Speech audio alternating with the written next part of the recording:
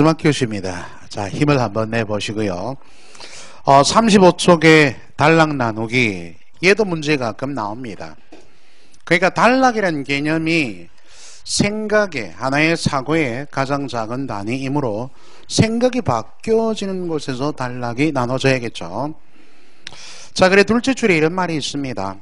단락 나누기는 글쓰기의 시작이자 기본입니다. 보통 여러분 시험 문제의 텍스트로 나오는 지문은 단락 나누기가 잘 되어 있어요. 또 단락 나누기 자체로 시험 문제로 물을 때는 붙여놨겠죠. 그죠? 그래서 단락 구분을 어디서 하는 게 좋을까 이런 문제로 제시를 합니다. 1번의 형식은 외적인 틀입니다. 내용을 담는 그릇이니까 외형적으로 보이니까 우리 학생들이 접근할 때는 형식에 따른 구분이 훨씬 쉽게 느껴져요.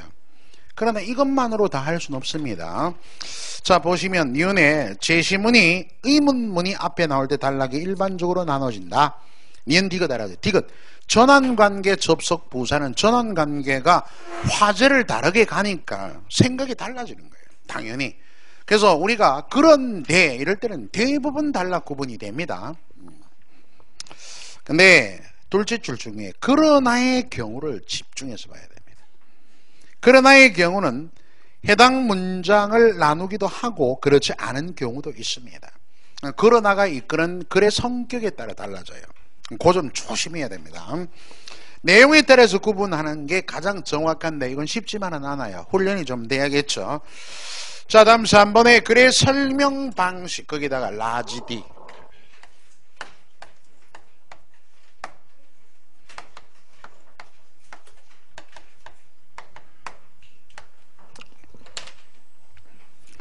자, 여러분 글의 설명 방식이라는 내용은 일단은 보면 이런 게 있어요. 글에 뭐가 있냐니까 글의 서술, 글의 진술 방법이란 용어가 있어요. 그래서 글의 진술 방식은 보통 대상이 전체 글을 대상으로 할 때가 많습니다. 여기에 보면 네 가지 방법이 있습니다. 설명, 이런 체계도 알아두셔야 돼요. 다음에 논증, 서사, 묘사부터 할까요? 뭐 상관은 없지만 묘사, 서사 이런 네 가지를 가지고 얘기합니다. 왜냐면 어떨 때 설명 방법만 구체적으로 알아뒀는데 이런 차원에서 또 나눌 수가 있거든요. 여기 설명은 여러분 알다시피 설명은 무슨 뜻입니까? 정보 전달, 알기 쉽게 풀어쓰는 글입니다.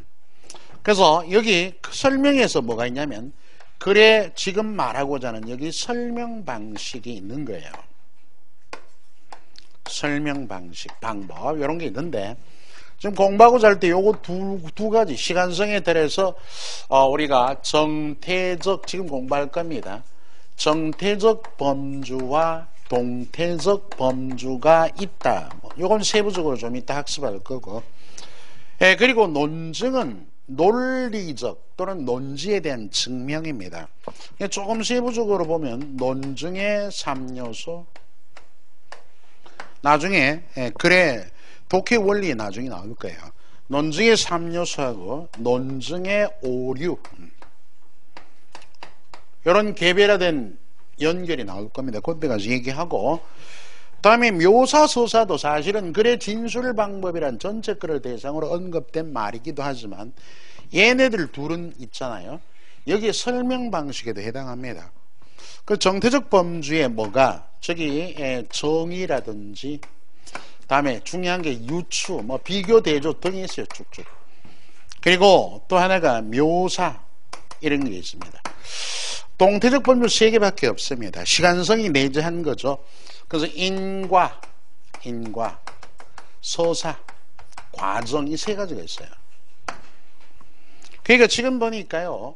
여러분들 여기 묘사가 있고 여기 서사가 있으니까 진술 방식이라는 큰 테마에 소속된 것이 여기도 들어있으니까 소위 공모 문제는 글의 설명 방식이다 또는 뭐 진술 방식이다 다른 용어로 똑같지는 않지만 글의 서술 방식이다 일반적으로 글의 전개 방식이다라는 것과 구분치 않고 혼용해서 막 묻기도 합니다.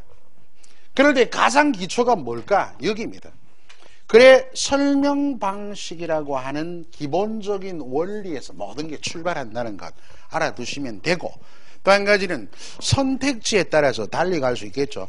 그러니까 선택지에 말이야, 글의 설명 방식에 해당하는 선택지만 딱 나와 있다면 이건 뭐 서술 방식, 전개 방식을 물었더라도 무엇이다? 글의 설명 방식에 대한 얘기구나 하는 걸 아셔야 됩니다. 자, 이렇게 일단은 체계를 한번 짜면서 글의 설명 방법 무척 중요합니다. 글쓰기 전략의 아주 바탕에 해당해요. 옆에다 적어놓고 문제도 많이 나옵니다. 44쪽에 1번 문제가 나옵니다. 여기 여러분들 ABCD라고 하는 이런 큰 타이틀 테마에 관련된 문제는 아침 강의에 반드시 최근의 문제꼴로 다루어 여러분 수업합니다. 그러니까 지금도 뭐 조금 몇몇 문제 들여다보긴 하지만, 보시죠. 한 편의 완결된 글을 작성하기 위해서 둘째 줄, 세부 내용을 전개하는 방법. 두 가지가 있다. 셋째 줄, 시간의 흐름이 기준이에요. 시간의 흐름. 금방 얘기한 뭐가 있어? 정태적 범주. 시간의 흐름에 따른 서사 과정의 인과, 이게 동태적 범주고, 시간의 흐름과 상관없는 정태적 범주는 그게 많죠. 뭐 분석, 묘사, 분류, 예시, 정의, 비교, 대조 가운데 분석 동그라미, 분석과 분류 동그라미 요거 두 개 구분하셔야 돼요. 그 다음에 정의 알아두고 유추 잘 나옵니다. 그런 거 좀 알아두셔야 돼요. 자, 분석합니다. 분석은 사물이나 개념을 하나하나로, 자, 밑줄 그을 때 구성요소로 나누는 방법, 거기 핵심입니다. 구성요소로 나누는 방법, 분석입니다. 넘겨보면 분석의 종류 볼까요? 물리적, 개념적 분석. 물리적 분석은 구체적 사물에 대한 얘기입니다. 아주 쉬워요. 물리적 분석, 구체적 사물에 대해서. 뭐 거기 예문을 읽어보면 되겠지만, 가령 시계는 뭐 시침, 초침, 시계바퀴, 톱니, 저기 시계추 등으로 이루어져 있다. 이건 바로 물리적 분석이 되죠. 구성요소입니다. 전체를 이루는 구성요소. 그리고 개념 분석은 추상적인 내용이에요. 행정부의 조직 이런 식으로. 자, 다음 묘사 갑니다. 묘사는 대상을, 이 영어로 얘기하면 디스크립션이에요. 그림 그리듯이 그려내는 방법, 글로 그려냅니다. 그래서 객관, 주관 묘사라 둬야 되겠죠. 객관 묘사는 사실적 묘사로 누가 보더라도 다 알 수 있어요. 황은역의 하늘은 빨갛게 물들어 있었다. 해질녘의 하늘이 빨갛게 물들면 당연하잖아요. 누가 봐도 그렇게 인식하는 게 객관적 묘사입니다. 주관적 묘사는 인상적 묘사, 문학적 묘사, 창조적 묘사 이렇게 얘기해요. 주로 이제 문학 작품 속의 그 소설 같은데 어떤 묘사력이 탁월한 내용들이 있죠. 가령 메밀꽃 필 무렵에 달밤의 풍경 있잖아. 길은 지금 사늘이 걸려있다. 방금 피기 시작한 꽃이 허붓한 달빛에 숨이 막힐 지경이다. 이 달밤에 메밀꽃 핀 풍경을 아주 그죠? 아주 문학적으로 탁월하게 적어줘. 이건 바로 참신하면서 객관적인 얘기가 아니에요. 이건 주관적인 인상적 묘사라 그럽니다. 그렇게 구분하고요. 자, 우측에 분류. 조금 전에 얘기하기를 분석과 분류를 구분해야 된다 얘기했죠. 자, 그래서 뭐 두서없이 번호는 적어봅니다. 분석은 뭐죠? 구성 요소로 나누는 거예요. 그 다음에 분류. 분류는 일단 분류의 개념은 종류를 가르는 방법입니다. 이 종류를 가르다. 여러분 한자로 종류하면은 이게 하나의 합성의 단어이지만 종이 그자 종이 하위 범주야. 생물학적으로 계문, 광목, 과속종 그죠? 류가 상위 범주야. 무슨 얘기냐 하면 우리가 보통 예를 들면 인류는 피부색에 따라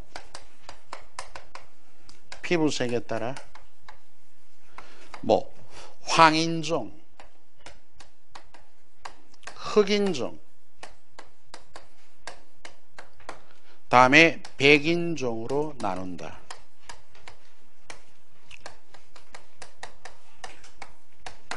이런 문장이 지금은 분류입니다. 그러니까 여기 인류라는 게 상위 범주예요. 피부색에 따라 하는 것은 분류의 기준입니다. 분류의 기준은 하나가 돼야 돼요. 반드시. 그 다음에 황인종은 하위 범주죠. 황인종, 흑인종, 이게 하위 범주입니다. 이렇게 종류를 가르는 방법, 상위 범주, 하위 범주로. 이게 분류입니다. 근데 구분이라는 것도 하나 알아두셔야 돼요. 요거 두 개 문제도 나왔는데 보통 분류로 이렇게 통칭합니다. 일반적으로. 요거 두 개를 엄격하게 구분했을 때는 순서의 문제입니다.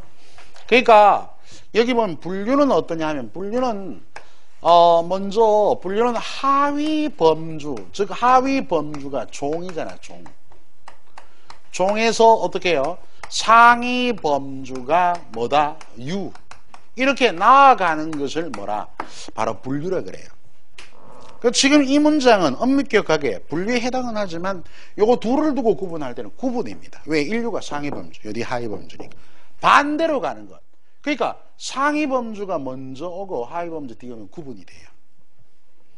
그러면 예를 들어 분류에 이에 딱 맞는 예면은 초등학교, 고등학교, 대학교는 뭡니까? 교육기관이다. 이런 것.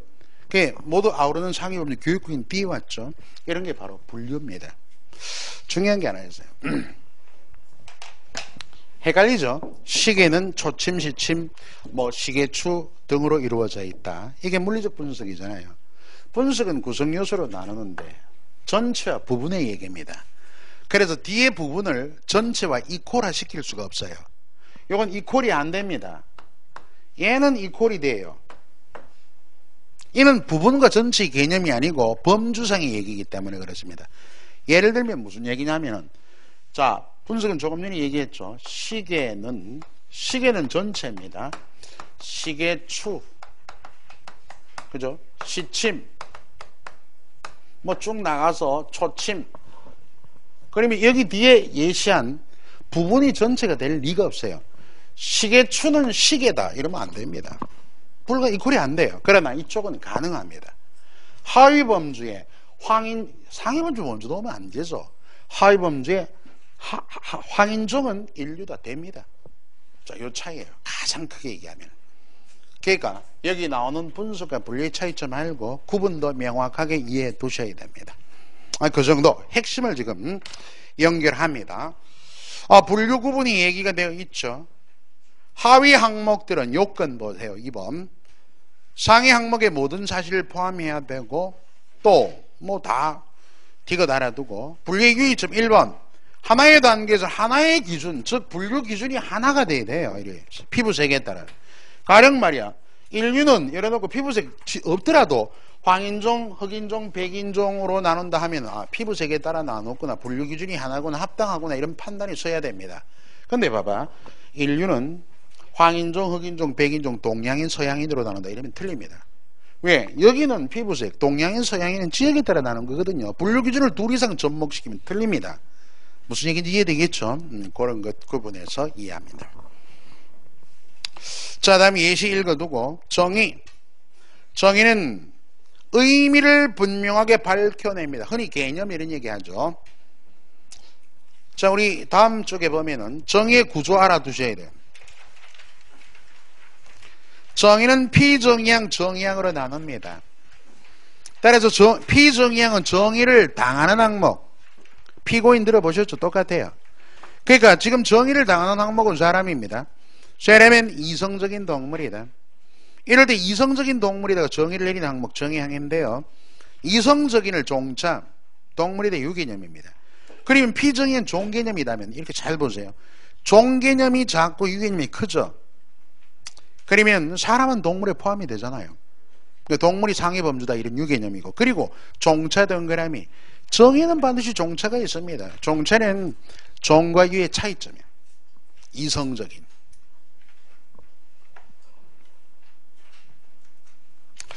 4번에 볼까요? 지정과 정의의 차이점이 있죠. 지정. 이 지정이라는 것은 확인이라 그러는데, 그러니까 여러분들 정의는 지금 이해가 되실 텐데 지정은 또 다릅니다. 지정은 한번 적어보세요. 지정이란 설명 방법. 대상을 손가락으로 가리키듯 설명하는 가장 단순한 설명 방법. 예문 적어볼까요? 저 노인이, 시험 문제입니다. 저 노인이 우리 마을 이장이다.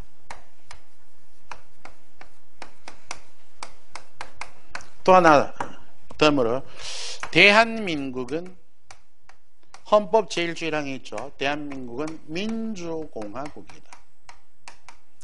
근데 여러분, 우리 학생들이 이제 학습이 정확한 원리 학습이 안 되신 친구들은 대한민국 민주공화국이다. 이게 정의인데, 개고리 양서동물이다. 이게 정의를 모르는 사람이에요. 정의는 뭐가 있다? 종차가 있습니다. 종차. 그리고 피정의양 이퀄 정의양은 항상 대등합니다. 그 빠뜨렸는데 여러분 보시면은 니은 봐봐. 정의의 일점. 정의양과 피정의양은 대등하단 말이에요. 그 예문에 인간은 동물이다 하는 것은 얘는 지정은 될 수 있지만 정의는 안 됩니다. 왜냐하면 종차가 없죠. 대등하지도 않아. 인간이 동물이가 인간이 그걸 동물이 아니잖아요. 그리고 역으로 얘기하면 여러분 대등하다는 뭘 얘기하냐면은 봐봐. 이퀄 관계 정의에서 조금 더 얘기할게. 이퀄 대등하다 그죠? 그러니까 조금 전에 얘기한 인간은 이성적인 동물과 이퀄 관계예요. 이게 피정의양 정의양 이퀄 관계.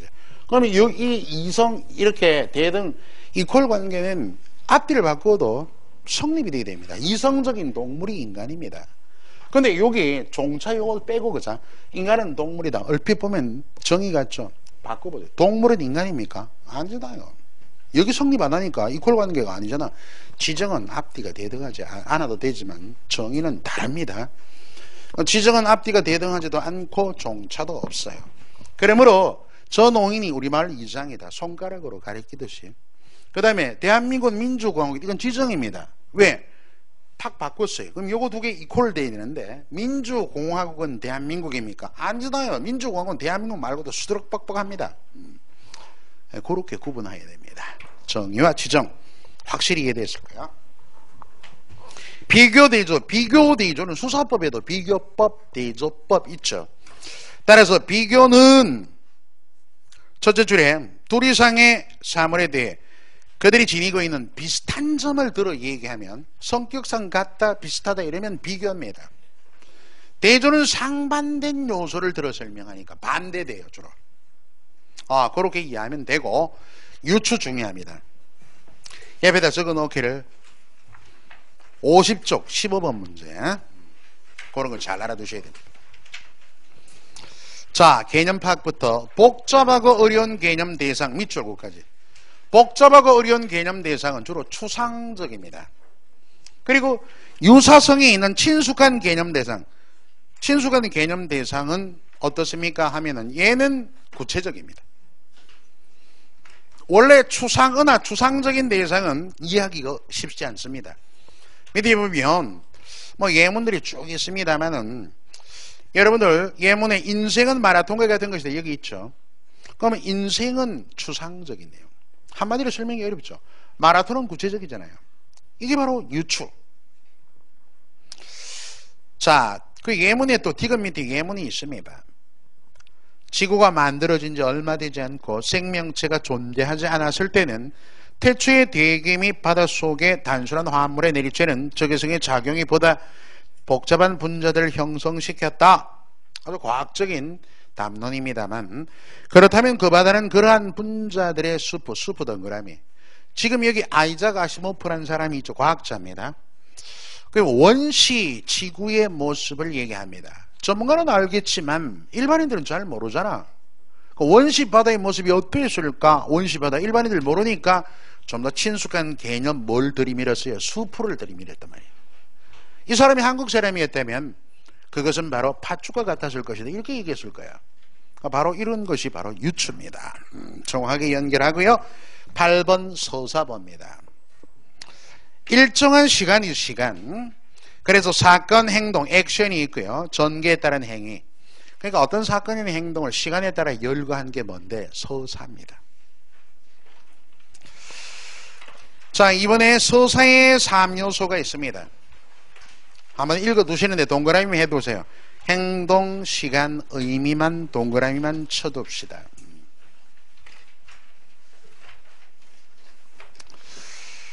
다음에 과정 옆에다가, 과정은 무슨 얘기냐면 어떻게 진행되는가. 그럼 예를 들면 얼음이 물이 되는 과정, 그죠? 여러분 관찰일기 많이 쓰잖아요. 그 올챙이가 개구리가 되는 과정, 이런 어떻게 진행되는 과정, 이런 것들이 바로 과정입니다. 자, 그 밑에도 보니까 설명 예문이 나오고요. 제시된 예문은 공기를 통해서 전달되어 온 전파가 라디오를 통과하면서 소리를 내는 과정, 어떻게 진행되는가 하는 데 좀 초점을 둔 거예요. 인과는 아까도 말씀을 드렸지만 원인과 결과입니다. 예문에 보니까 나라의 말과 글이 중국과 다르기 때문에 원인 앞에 서로 통하지 않는다. 결과. 이런 하나의 문장이든 앞문장과 뒷문장, 앞단락, 뒷단락이 원인과 결과로 때문에 동그라미 쳐놔야 됩니다. 때문은 이유나 근거를 얘기했죠. 앞에 원인이 됩니다. 그럼 뒤에 나오는 게 결과란 말이야. 이렇게 연결된 뭡니까? 바로 설명 방식을 인과관계라 그래요. 예, 이렇게 단순히 설명은 쉽지만은 여러분 실제 문제로 접목하기는 쉬운 게 아닙니다. 상당히 어려워져요. 자, 그런 좀 감안해 두고 4번에 조건에 맞는 글쓰기에다가 2번.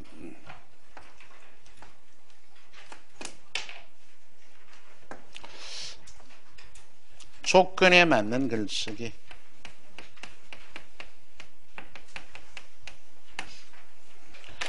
그러니까 글쓰기 알게는 이 조건을 살펴야 되겠죠. 조건은 크게 얘기하면 두 가지로 있어요. 형식 조건이 있고 내용 조건이 있습니다.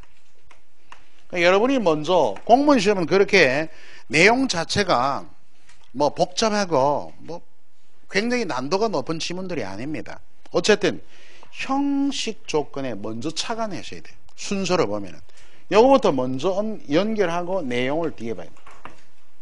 그죠? 형식은 주로 뭐에 대한 얘기냐면 수사법, 어조, 이런 걸로 많이 얘기돼요. 그러니까 대조의 방법으로 의인화시켜라, 이런 수사법. 다음에 어조는 이 종결 어미를 맞추는 거죠. 그죠? 말하자면 명령형 어미라든가 종결형으로 뭐 해라, 또는 감탄형으로 끝나는 이런 것들이 바로 주로 형식 조건입니다. 그 내용 조건은 주제와 관련되어 있죠. 그죠? 어떤 내용을 써라, 이런 식으로. 자, 생각으로 푸는 문제 한번 볼까? 1번. 보기 조건을 모두 살린 표로 가장 적절한 것. 그 조건 먼저 살피는데 형식 내용으로 나누세요. 그 첫 번째, 두 번째 문장 대조 동그라미. 그럼 두 번째 무생물을 생물처럼 표현하는 건 뭘까? 화류. 이걸 화류법이라 그래. 이거 의인법하고 다릅니다. 의인법은 인격과식, 사람처럼 얘기하는 거, 생물처럼 무생물을 화류. 그러면 대조는 서로 대비되죠. 여기 두 개가 대조와 화류라는 형식 조건에 맞추는 걸 먼저 1차적으로 보고, 그 다음에 독서를 권유. 이게 바로 내용적인 얘기입니다. 1번 인터넷 잘 쓰면 약이 되고 잘못 쓰면 독이 되다. 약이 되다 독이 되다 반대 내용이니까 뭔데? 대조는 있어요. 뭐가 없다? 화류법이 없습니다. 비가 빠져 있어요. 비 빠짐, 그죠? 2번 가까운 시간을 제정하면 책이 나를 반갑게 맞아줍니다. 화류법은 있는데 대조가 없어요. 반대되는 내용에 대조가 없다. 운동은 몸을 건강하게 하고 독서는 마음을 건강하게 합니다. 뭐가 없죠? 피가 없어요. 피. 즉 무생물을 생물처럼 표현한 화류가 없습니다. 그리고 또 대조도 조금 희박해 보입니다. 운동과 독서가 여기 둘 다 몸을 또는 몸과 마음을 건강히 한다가 초점이라면 굳이 대조라고 보기 어렵습니다. 그죠? 그런 문면이 있고, 정보의 바다로 안내는 인터넷, 유혹의 늪에 빠지게 하는 인터넷 하면 뭐가 없다. 이건 지금 보니까 정보로 안내하다에 지금 보면은 무생물을 생물처럼 표현한 것도 있다. 그 다음에 그 정보의 바다 유혹의 늪이 서로 내용상 반대되는 구석도 있습니다. 이건 형식 조건만 맞춰 가지고 인터넷의 특성을 말했지, 여기 나오는 독서를 권장하는 내용에는 없어. 시는 없습니다. 그지? 그러니까 형식 조건을 먼저 맞추고, 그것도 저도 잘 안 벌리는 내용을 한번 생각하면서 선택지를 파악을 하셔야 됩니다. 마지막에 유해한 게임은 영혼을 갉아먹지만 좋은 책은 영혼을 살찌웁니다. 갉아먹다 살찌우다 반대. 또 화리도 있죠. 그죠? 거기다가 이러니까 뭐 하자? 독서에 권장하는 내용이 있습니다. 5번이 정답이다. 이런 과정으로 조건에 맞는 글 쓰기는 그다지 어려움이 없어요. 자, 이제 글의 마지막, 장문의 마지막 파트로 뭐가 고쳐쓰기가 있습니다. 이 고쳐쓰기를 뭐라 그러냐면 퇴고 그래요. 퇴고. 자, 그래서 F 이제 퇴고입니다. 퇴고. 다른 표현으로 고쳐쓰기. 글을 다 쓴 연후에 뭐 하는 겁니까? 수정하거나 첨가하고 삭제하는 모든 과정을 일컬어 퇴고라 그래요. 자, 그 한자어는 이건 시험에 2번 나왔습니다. 밀퇴 두드릴고. 퇴고는 불완전한 초고를 다듬어 글을 완성하다. 순서는 전체로부터 부분으로 나옵니다. 그러니까 글 전체의 구성에서 단락, 문장, 나중에 어휘 이런 순서로. 자, 퇴고의 원칙, 삭제, 부과, 재구성만 동그라미 치세요. 읽어두시면 돼요. 삭제하게 되면 뭐 표현의 긴장이 되죠. 그 다음 부과하게 되면 표현을 상세하게 연결합니다. 그 재구성은 논리의 완결성, 글의 순서를 바꾸거나 이런 식으로.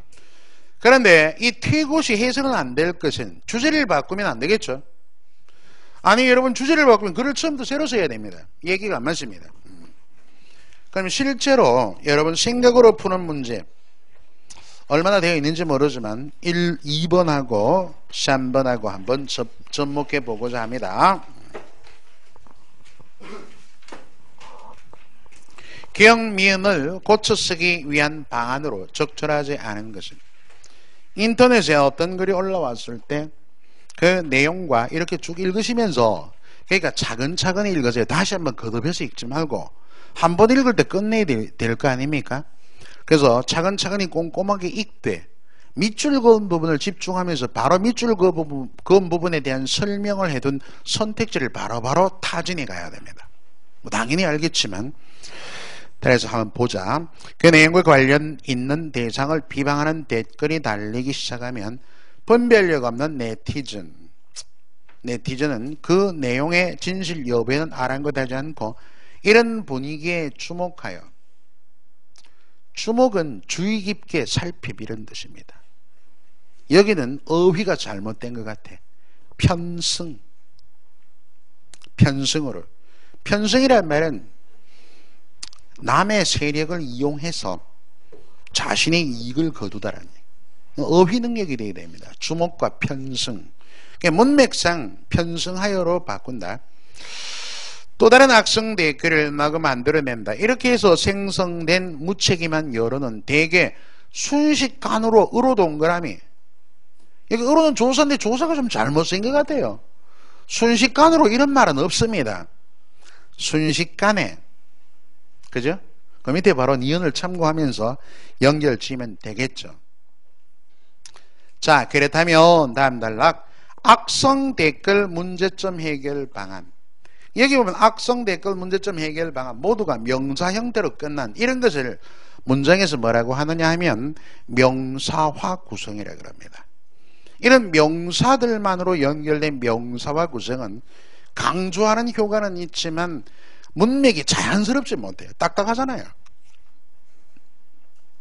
올바른 문장에도 배우게 되겠지만 이런 문장 같은 경우엔 서술어로 풀어줄 수 있는 건 풀어주면서 연결해 가야 됩니다.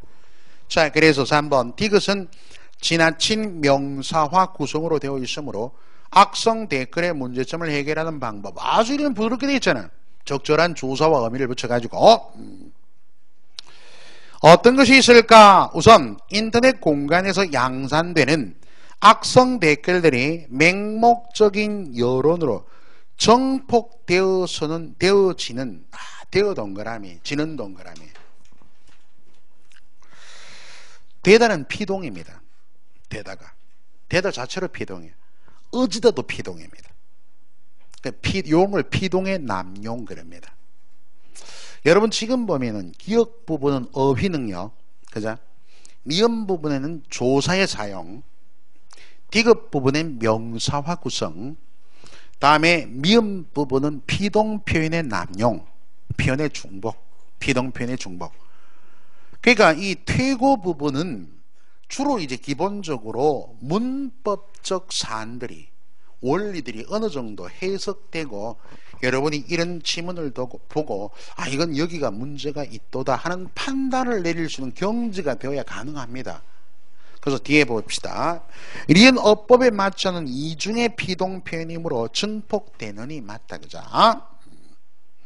마지막 결국 게시판을 정확하게 위해서는 포털 사이트에만 문제 해결을 맡겨서는 안 되고 네티즌의 자발적이고 적극적인 노력이 이 동그라미, 노력이 주어야 추상어가 주어입니다. 더해줘야 한다. 피끔 그어버렸어요. 여기서 더해줘야 한다로 끝내는 게 맞습니다. 는 것이다는 불필요하게 덧붙여지는 겁니다. 한번 생각해봐요. 자발적이고 적극적인 노력이 더해줘야 한다 또는 필요하다 이러면 끝나는 거예요. 그런데 한다, 는 것이다, 무슨 이런 식으로 는 것이다를 왜 달았습니까? 경제적이지 못하죠. 그래서 미음은 주어와 호응하지 않으므로 더해지는 것이다. 그러면 노력이 더해지는 것이면 더욱더 안 맞습니다. 앞뒤가 노력이 주어인데, 그제? 그래서 잘못 퇴고했으니까 얘네가 답이다 이런 얘기야. 자, 2012년 수능 문제 얘기. 그럼 수능 문제는 어디 문제든 뭐 그렇게 어렵진 않습니다. 문제 유형이 비슷한 유형들이 많다 보니까 3번 봅니다. 자, 다음 중 가장 자연스러운 문장은 꼼꼼히 한번 연습삼아 들여다보는 거예요. 태고에는 이런 수준의 문제들이 나온다.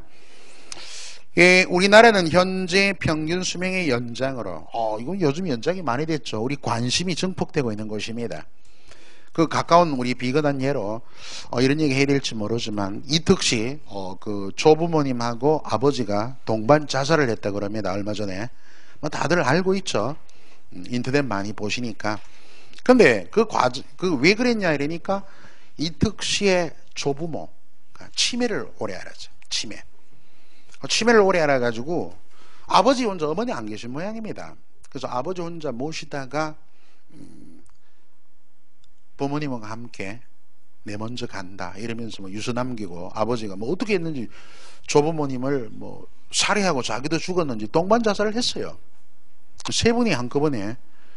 그 조부모님과 아버지를 잃은 이특시의 오죽 가슴이 아프겠냐마는, 근데 우리가 이 과정을 보면서 하나 생각해 볼 문제는 개인적인 문제이긴 하지만 치매가 우리 단순한 개인적인 문제는 아니다. 그 방법적으로 왜 죽였냐 뭐 이런 건 잘 모르겠고, 그래서 뭐 좀 사회 비평적으로 보면은 사람들이 점점 나이가 고령화되어 가고 있잖아요. 오래 살게 됩니다. 고령화되면 그에 따른 질병들이 많아요. 여러분 또 어른들 중에서도 할아버지 할머니가 또 치매에 시달리는 이런 분도 혹시 있을 수도 있죠. 그리고 사람들이 젊은 친구들이 애를 잘 안 낳잖아요. 그죠? 그래서 뭐 출생 건수가 나날이 줄어들고 또 인구가 자꾸 고령화되니까 고령화로 인한 그와 같은 질병의 발병에 점점 더 늘어날 까이가. 앞으로 이런 문제도 사회적인 문제로 이슈화 될 수 있습니다. 그걸 어떻게 예방할까? 공부를 열심히 하면 돼. 진짜요. 공부를 열심히 하면. 그래서 사람들 뭐 기억력을 하기 위해서 막 뭐 계속 장기도 들어다니고 뭐 이렇게 기억을 자꾸 가지기 위해서. 특히 나이 연세 드신 분이 제가 이렇게 보니까 저는 개인적인 경험으로 글을 이렇게 조금 뒤적거리다 보니까 글 쓰는 사람들 좀 많이 압니다. 시인들이나 소설가 이쪽으로. 그분들 이래 보면 취미가 거의 없어요. 응? 없습니다. 거의 없습니다. 왜? 창의적인 역량으로 자꾸 머리를 쓰니까. 머리를 완전히 핑 도는 사람은 있습니다. 크레이지 미친 사람은 있는데 취미는 없어요.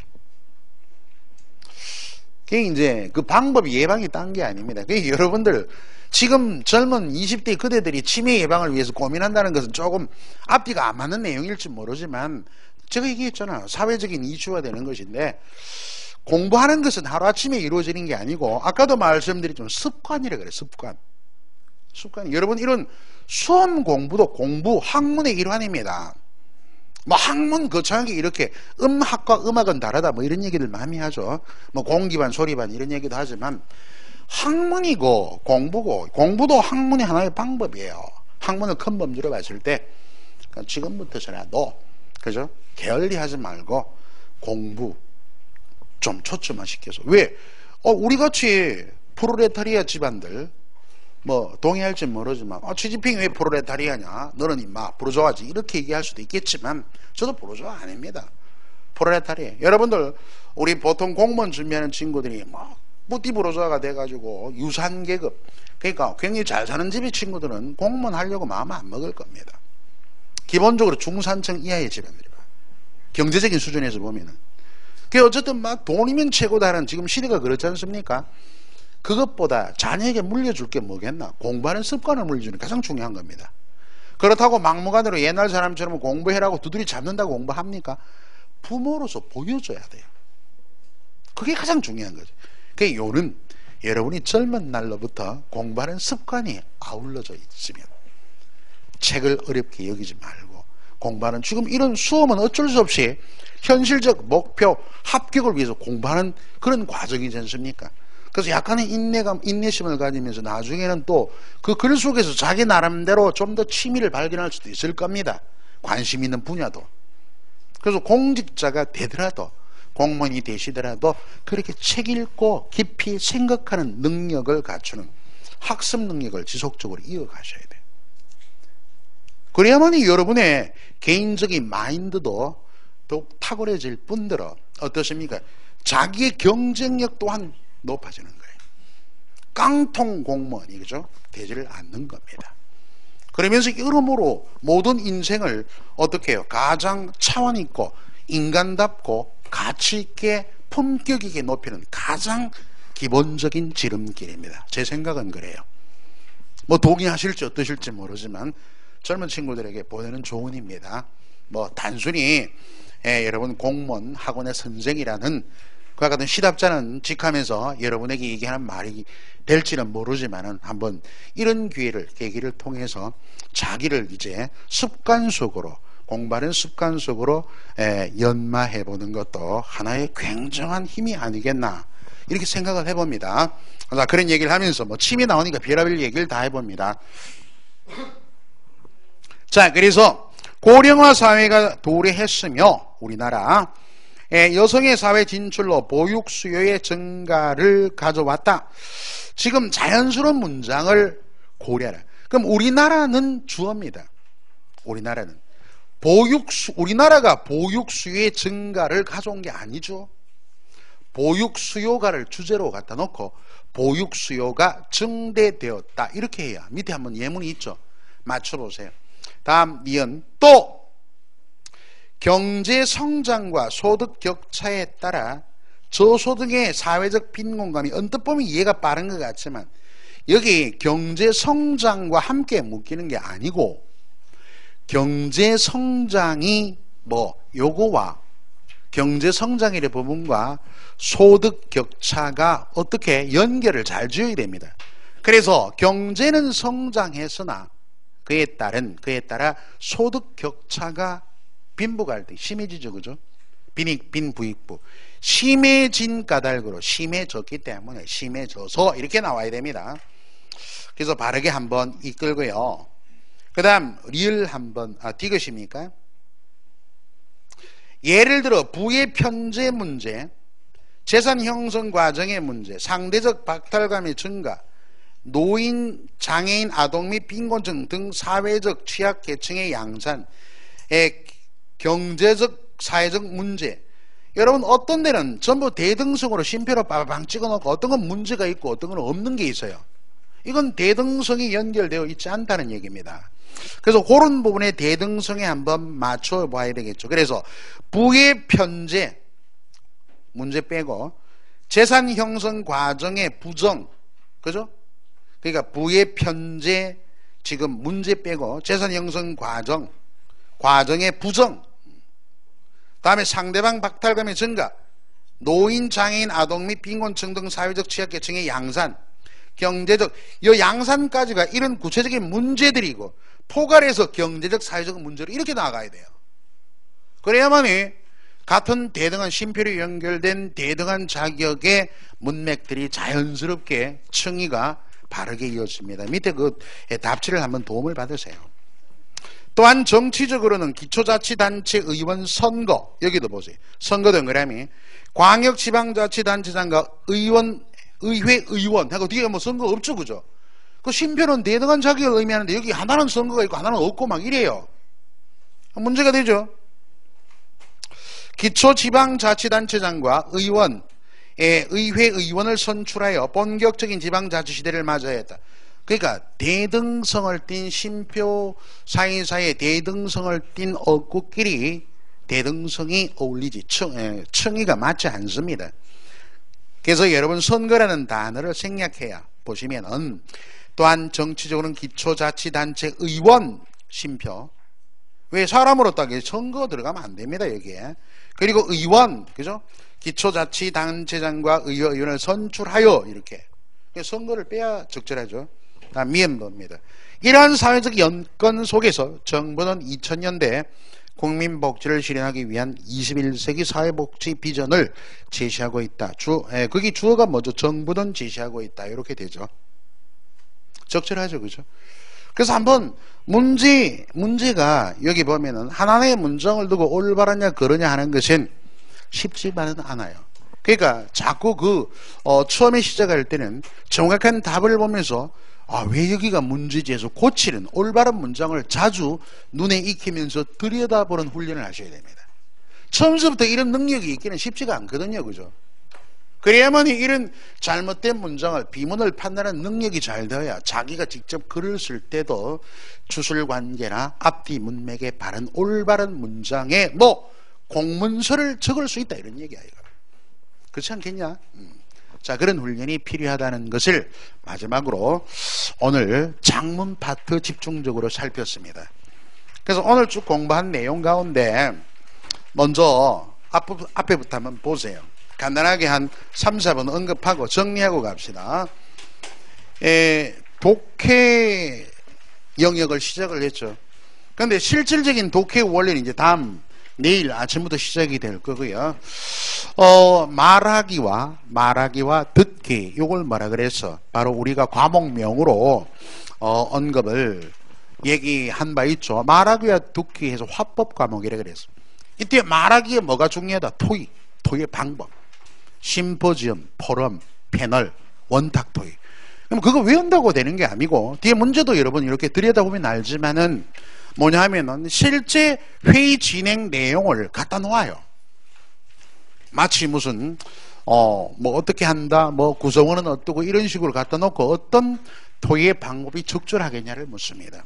그거 중요하고 가장 중요하고 뭐가 화법에서 다음에 쓰기에는 그죠? 쓰기에는 과정이 있지 않습니까? 계획하기가 있고 다음에 지필이 있고 태고가 있습니다. 좀 세분화하면 여러 가지가 있죠. 그 지금 A, B, C, D, E, F까지 나눴잖아. 그 중에 반드시 나오는 문제는 물론 주제문, 주제 찾기 이런 것도 나오기도 하고, 그죠?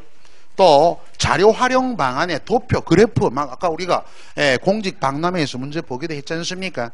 이런 자료 분석 문제도 나올 수도 있지만, 글의 구성 원리에서 일관성 문제는 해마다 빠지지 않고 나온다. 일관성, 아주 중심 초점을 둬야 하고 앞부분에 개요표 작성도 잘 알아두셔야 돼요. 그죠? 일관성과 더불어서.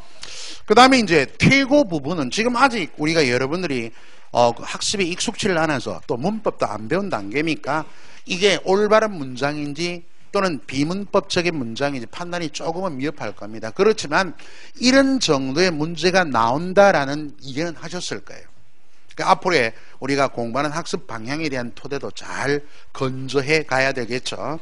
자, 그리고 뒤에 그 중에 이제 실전 문제는 최근의 기출 문제들인데 각 파트마다 이것은 제가 발췌를 해서 아침 강의로 여러분과 함께 더듬으며 수업한다 그랬습니다. 내일 아침에 8시에 같이 아침 강의 수업하고 다음에 정규 우리 이론 수업은 원래 오전에 있으니까 9시부터 진행이 됩니다. 좀 일찍 와서 같이 수업을 문제 해결 방안을 좀 더 원활하게 이끄는 방향으로 이어가죠. 자, 오늘은 이쯤하고 수업을 마치고요. 내일 다시 만납시다. 수고했습니다.